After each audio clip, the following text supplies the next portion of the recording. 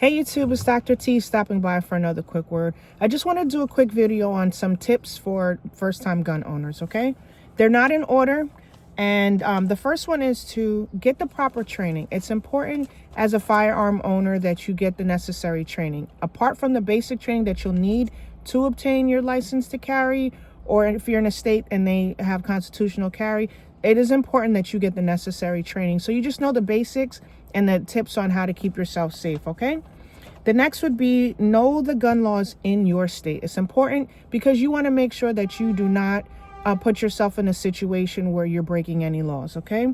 Also, know the gun laws in the states that you plan to travel. For example, your state may allow you to carry 15 rounds in your magazine. And if you decide to go to another state, their mag capacity may be 10. You don't want to be in a state where you're doing the right thing by your state, but you travel to another state and now you are now committing a crime and you didn't even know. So know the laws in your state and the laws in the state that you plan on traveling to. The next one would be to get a gun safe or a gun cabinet.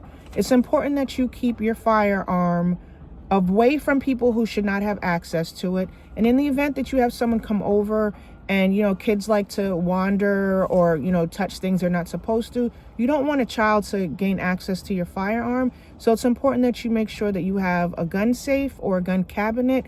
And if you're having company over, lock up your firearm so that anyone who's unauthorized should not have access to your firearm, okay? The next one would be a travel safe. I'm going to do another video on the travel safe that I have.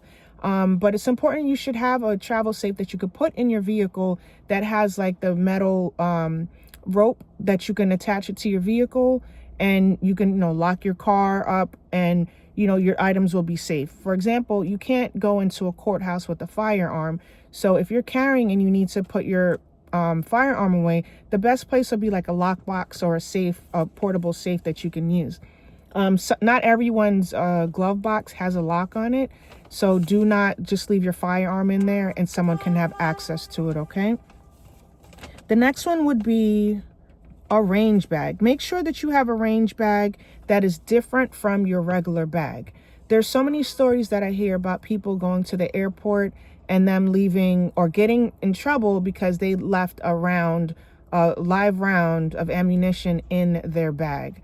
And what happened was they just decided to take any bag to the range, shoot some rounds, and then over a period of time, forgot that they ever took that bag to the range, and then they decide to use that bag to travel. And then you're at the airport going through TSA, and then they find a live round in your bag, and now you're going to have to go through court, hire lawyers, go through a lot just because you made a mistake. So make sure that your range bag is separate from your regular personal bag that you use for everyday use or that you plan to travel with, okay?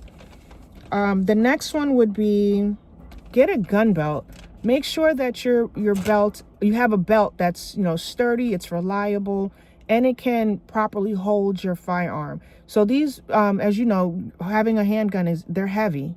The slides are heavy, and you want to make sure that whatever belt you're going to get can sustain your firearm, that it's not going to be flimsy. It's going to be sturdy and hold your firearm in place, okay? The next would be to get some ears for your range. I did a video before. I like the little inner ones that you put inside, and then I have the walkers that you put over those. So definitely invest in some good ear protection. The next would be the eyes for the range. Get some great eye protection. I used to, wear contacts, and now I have glasses that are thicker. So I have eyes for my range that go over my glasses to cover it. And I'll tell you a story about that because eye protection is very, very important. One day I was at the range and, I'm shooting off some rounds, and the shell casing ended up between my glasses and the outer eye protection that I have where I call my eyes. So be very, very careful, because when you are at the range and you're shooting rounds, the brass lands everywhere. It could be in your hair, go down your shirt, in your shoes. It lands everywhere, and in your bag too. So just make sure you have great eye protection, because brass can end up in your eye when you're shooting. Also, make sure that you get a good cleaning kit. Anywhere has it. You can go to Walmart, you can go to Amazon, any store that, you know, has anything related to firearms. But just make sure you get a good cleaning kit that has a little bit of everything that you need for based on your handgun or your long gun, okay? Very, very important. The next one, get a holster. Stop putting your guns in your pockets and in your waist and there's no holster for it. What happens is one day you may squeeze the trigger by accident because you're grabbing your gun. And that's the whole point, is to keep yourself safe by having a holster, okay? So get a great holster and use it, okay? Holster your gun for your safety and the safety of others.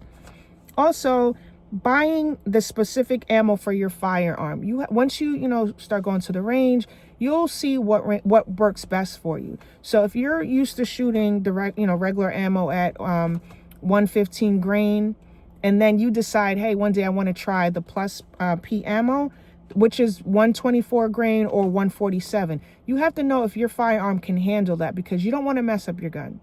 So if you know that normally you shoot 115 grain regular ammo and there's no issues, and then one day you decide you want to use 147 and it's too powerful for your firearm, you're going to mess up your gun and you're going to have a major problem, okay?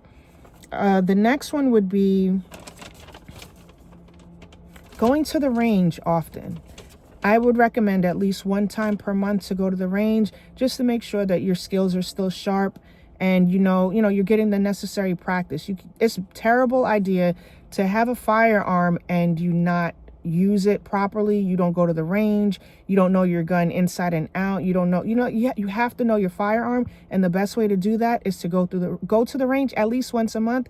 If you can afford to go more than that, then go ahead. But for those who really just want to make sure that they stay sharp and they're, using their firearm and knowing the condition of it, the best way to do that is by going to the range at least once a month, okay?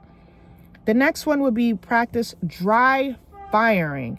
That means no ammo, okay? No ammo. Do not practice your draw. Do not practice, hitting targets or being able to line up your sights when you're home and you have ammo in that firearm. Do your dry firing. Try it every day. If you put on a new outfit and you're headed out the door, you want to make sure that if there's an emergency, you be able to draw from your holster and the clothing that you're wearing for the day won't interfere. And the way you could do that is by dry firing. Again, releasing your magazine, making sure that there is no ammo in your gun at all. There's no ammo near you when you're dry shooting, okay? You're dry firing. So just make sure you practice your draw before you leave the house, so that if you have an emergency that day, you can pull your firearm with no problem, okay?